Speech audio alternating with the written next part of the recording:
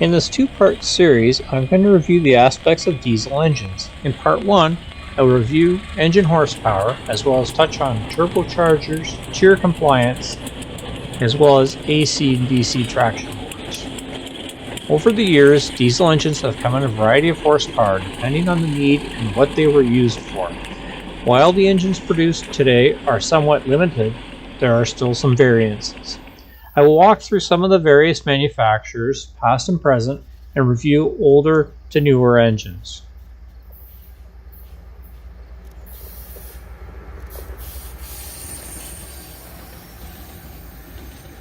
So with the manufacturers, I'll start with Alco, MLW, GE.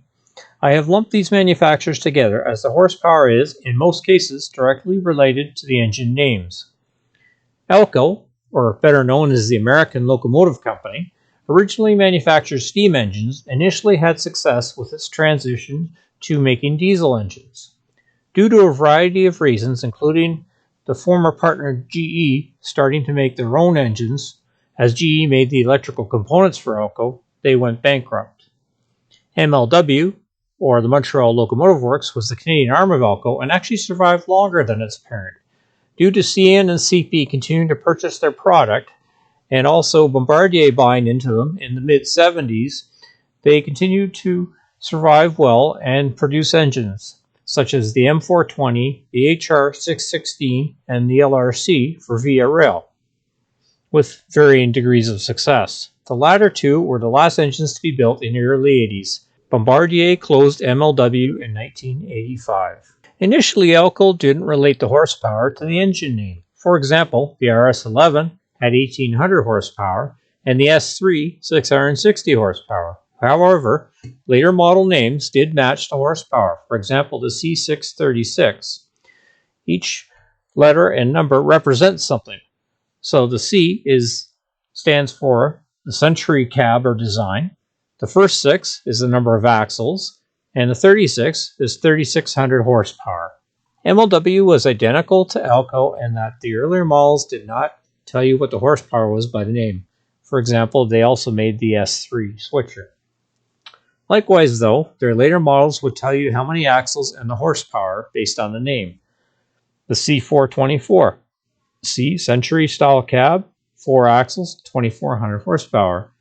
M was the M series, which is a more modern version of the C series. So the M636, made in MLW exclusively, had 6 axles and 3600 horsepower. The only difference between the M and the C was the M series had high adhesion trucks.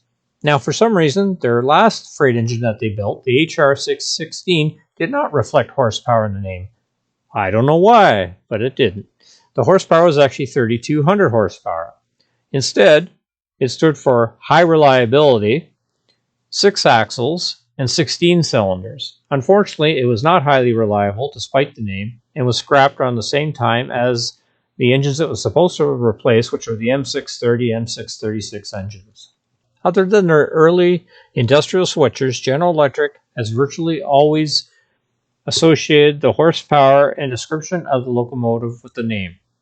For instance, the U36C, U stood for nickname U-boat or Universal, 3600 horsepower, and C is that there was 6 axles. In the case of this CSX engine here, it's a later model of a General Electric, so they changed it a bit. So it was called the B23-7. So in this case, the B is for 4 axles, 2300 horsepower, and 7 is actually the decade it was built in, which would have been the 1970s. Even today, the modern General Electric engines, such as this ES44AC, stands for 4400 horsepower. AC is a type of traction motors, and ES is related to the compliance level. Virtually all locomotives these days are built on 6 axles, other than passenger locomotives. So they've pretty much gotten rid of the indicator that indicated how many axles there were. An interesting yet short-lived diesel engine manufacturer was Fairbanks Morse. During that short tenure, they came up with an interesting concept, which was to put different kinds of engines based upon what the railway wanted. So in the first case here, this is famous Sea Liner or passenger engine. also known as the CPA-16-4 in this example. So 16 for 1600 horsepower and 4 for 4 axles. However, if the railway wanted a more powerful engine, say 2400 horsepower, that would be a CPA-24-4.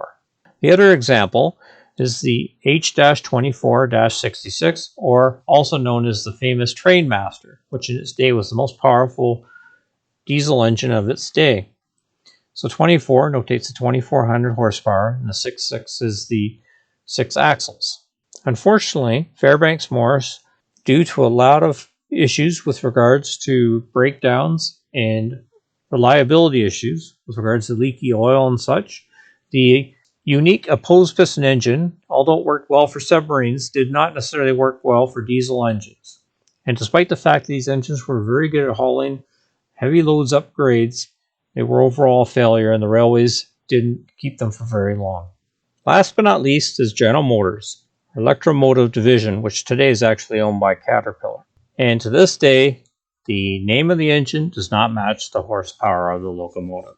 So I'll go through a few examples, and however, the initials do stand for things. So on the first picture here of a GP9, the GP9 is actually 1750 horsepower. So look as hard as you may, the horsepower does not show itself in the name of the engine, but GP does stand for general purpose. Another one here is the GP38, GP38-2 in this case, which is just an updated version of the GP38. Once again, general purpose. The GP38 has 2000 horsepower, so no relation whatsoever with the number 38.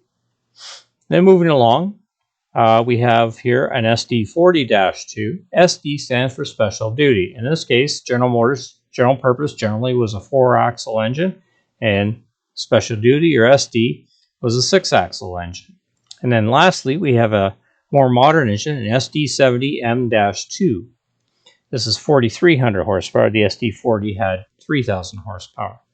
So the modern engines today are pretty much all SD and for special duty.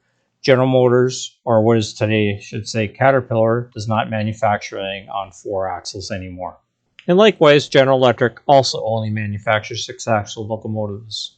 Next, I'll talk briefly about the turbocharger. The advantage of the turbocharger, as with an automobile with a diesel engine, it adds horsepower. In the case of a diesel locomotive, it adds quite a bit of horsepower. So in the example here, there's a GP38, which is a naturally aspirated engine, and it puts out 2,000 horsepower. The GP40 has virtually the exact same prime mover, but with a turbocharger, and it puts out 3,000 horsepower. So that's an extra 1,000 horsepower due to the turbocharger. Likewise, with the MLW or Alco switchers, the S3 and the S1 put out 660 horsepower with a naturally aspirated engine.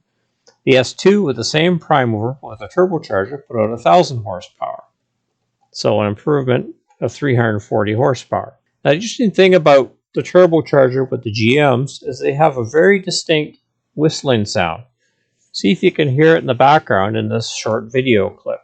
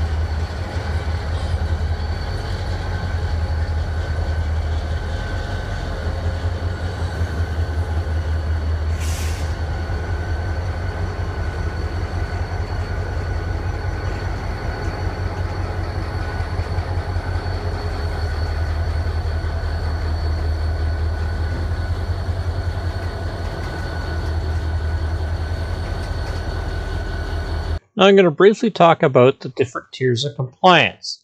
So basically the tiers based upon the emissions the locomotive puts out. And I believe these are based upon EPA standards from the US, and Canada follows the same compliance.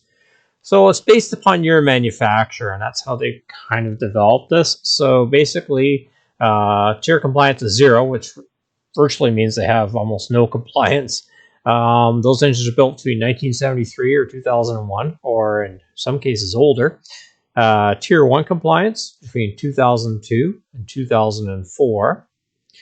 Tier 2 compliance 2005 and 2011.